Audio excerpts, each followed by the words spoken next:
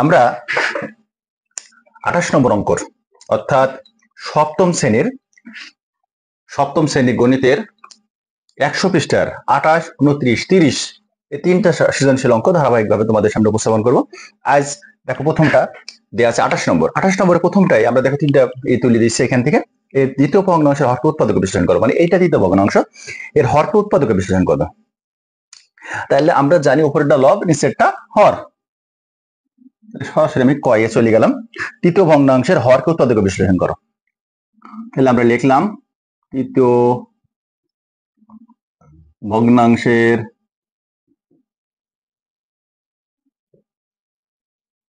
হর সমান x²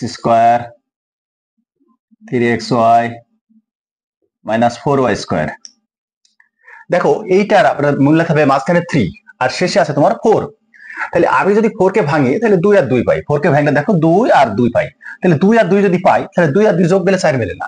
এই ধরনের যদি থাকে অর্থাৎ কাছাকাছি 4 আর 3 কাছাকাছি এমন যদি থাকে, ধরো 4 না এখানে মাঝখানে 5 থাকতে পারতো, এখানে 4 এর কাছে 3 আছে, মাঝখানে 3 আছে, তাহলে এমন যদি থাকে সেই ক্ষেত্রে আমাদের মনে করতে হবে 4 একে 4 অর্থাৎ 4 একটা আর 1 একটা বসবে।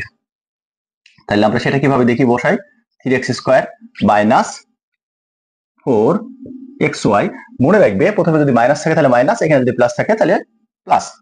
এবার প্লাস দিলাম 4টা xy, আমরা বলেছি 4 একে 4, তাহলে প্রথমে 4xy দিয়ে দিলাম। এবার 4xy এর মধ্যে থেকে যদি আমি মাইনাস দিতাম তাহলে 4xy আর xy 5xy হয়ে যেত, সেজন্য আমি প্লাস দিলাম। এখানে প্রথমে x আর শেষে y আছে, সেজন্য xy বসছে, মিডল টার্ম করছি। দেখো তাহলে 4xy এর মধ্যে থেকে xy বাদ দিলে 3xy হয়, আর মাইনাস মাইনাস, তাহলে x আমি কমন নিলাম, থাকলো x - 4y plus y common নিলাম, থাকলো x - 4y। এই ব্র্যাকেটের সংখ্যা যদি এক না হয় তাহলে বুঝতে হবে তোমার মিডল টার্ম ঠিক হয়নি। তাহলে এই দুটার মধ্যে থেকে যে কোনো একটা বসবে, x - 4y x plus y, এই যে x আর এই যে প্লাস y বরাবর হয়ে গেল। তাহলে প্রথম ও দ্বিতীয় ভগ্নাংশ এইটা আর এটাকে সমহরবিষ্ট ভগ্নাংশ প্রকাশ করব। তাহলে আমরা লিখলাম, এই অঙ্কটা তুললাম,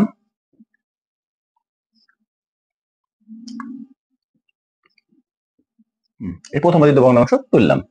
এবার লিখব হর, এটা আর এটা হর, হ্যাঁ, হর গুলোর লসাগু।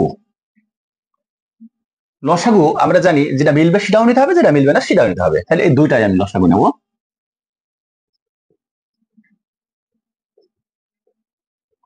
দেখো সমহর মানে একই হর, দুইটারই একটা হর বের ফেলতে হবে, একটা রকম, এইটারও যে এরকম হর থাকবে এটাও সেরকম হর থাকবে। তাহলে আমরা এখানে লসাগু পাইলামই। এখন আমরা দেখো কিভাবে করি, দেখো খুবই একটা সহজ নিয়মে করাবো। এইটা তোমরা এইটে যাইও পাবে, এইটে যাইও আছে। দেখো তাহলে এই যে এইখানে x ছিল আর নিচে আছে x প্লাস y, তাহলে যা ছিল তাই আমি এখানে বসিয়ে দিয়েছি। দেখো এটা সেম বসিয়ে দিয়েছি, দেওয়ার পরে এই যে সংখ্যাটা আছে না, এটা উপরে আর নিচে একই সংখ্যা দিয়ে গুণ করবো। অনেকজন ভাগ করে নি আগে, ওই ঝামেলা আমরা যাব না।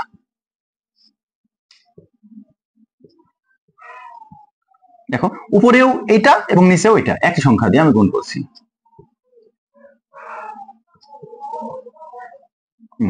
এই যে এইটাকে আমি কোনো সময় হাত দিতে পারবো না, এটাকে আমি কোনো সময় হাত দিতে পারবো না, কিন্তু এইটা কাটাকাটি করতে পারবো। এইটা আর এইটা কাটিয়ে দিলাম, একই সংখ্যা দিল, কাটাকাটি করে দিলাম, কিন্তু এইটাকে আমি কিছুই করবো না। দেখছো তাহলে তো সমহর হবে x into x minus 4y, এই যে x পড়েছিল আর এইখানে দেখো যা ছিল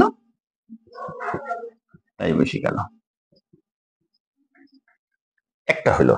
এবার আরেকটা আমি বের করবো, দেখো এটা সেম একইভাবে। একটা যদি তোমরা বুঝতে পারো সব অঙ্ক এভাবে পারবে। x গণিত আবারও একই সংখ্যা দিই, আগে তুলে নিলাম গুণ চিহ্ন দিই। দেখো আবার সেই লসাগু যেটা বাড়িছে ওইটা দিয়ে উপরে নিচে গুণ।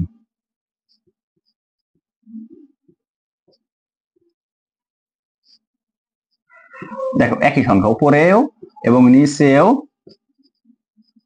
একই সংখ্যা দিই গুণ। তাহলে এইটা আর এটা আমরা যদি কাটি দিই, দেখো উপরে আর এটা কেটে দিলাম, থাকলো কি দেখো x into x plus Y,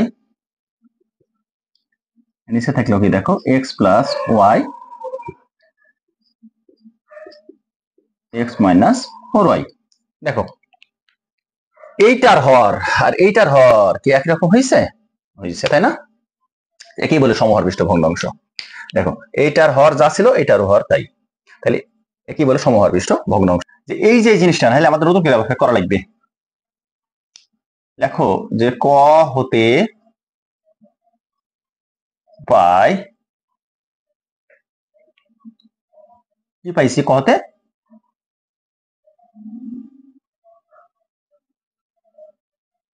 তৃতীয় ভগ্নাংশের হরডা, ভগ্নাংশের হর কি পাইছি x minus 4y x plus y. এই যে এটা পাইছি এটা আমি লিখে নিলাম, নাহলে আবার আমাকে নতুন করে কি করা লাগবে। তাহলে ভগ্নাংশ তিনটি যোগফল এবার বের করি। দেখো যোগফল তিনটি বের করবো, এক্স ইন্টু এক্স তিনটা। তাহলে এর বদলে আমি এই যে এটা লিখে দিলাম একবার, হ্যাঁ এই যে এটা লিখে দিলাম, আমরা যেহেতু এটি এর আগে বের করে দিয়েছি। এবার যোগফল বের করতে বলছে, তার মানে এই তিনটারই যোগফল যোগ। তাহলে এইটা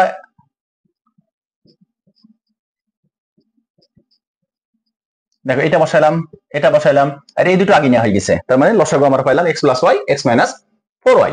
তাহলে এক্স ওয়াই আর এক্স ওয়াই মিলে গেল, থাকলো এক্স মাইনাস 4y, এক্স এর সাথে এক্স মাইনাস 4y বসলো, মাঝখানে প্লাস ছিল প্লাস বসলো, এক্স মাইনাস 4y মিলে গেল, থাকলে হলো এক্স এর সাথে এক্স প্লাস ওয়াই।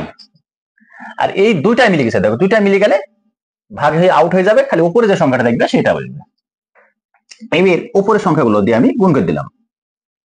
দেখো এক্স স্কোয়ার, এক্স দিয়ে এক্স কে গুণ করলে এক্স স্কোয়ার, এক্স দিয়ে 4y কে গুণ করলে 4xy প্লাস এক্স দিয়ে এক্স কে গুণ করলে এক্স স্কোয়ার, এক্স দিয়ে ওয়াই কে গুণ করলে xy প্লাস ওয়াই। এই যে আমরা পাই গেলাম এই সংখ্যাটা। এখন দেখো আমরা কি পাইছি, আর নিচে যা আছে তাই বসিয়ে দিলাম।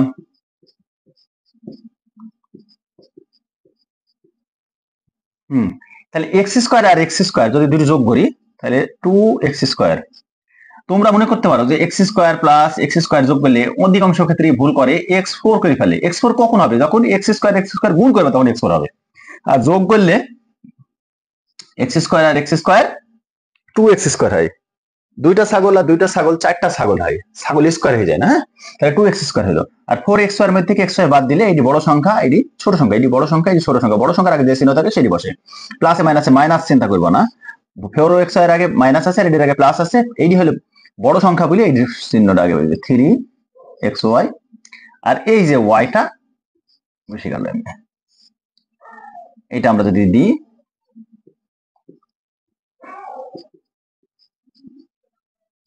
দেখো অ্যান্সার। দেখো যদি কোনো জায়গায় বুঝতে সমস্যা হয় তোমাদের আমাদের কমেন্টে জানাবো, আমরা সেই কমেন্ট বক্সে যাই তোমাদের মতো কমেন্ট করবে, আমরা তার সমাধান দেবো।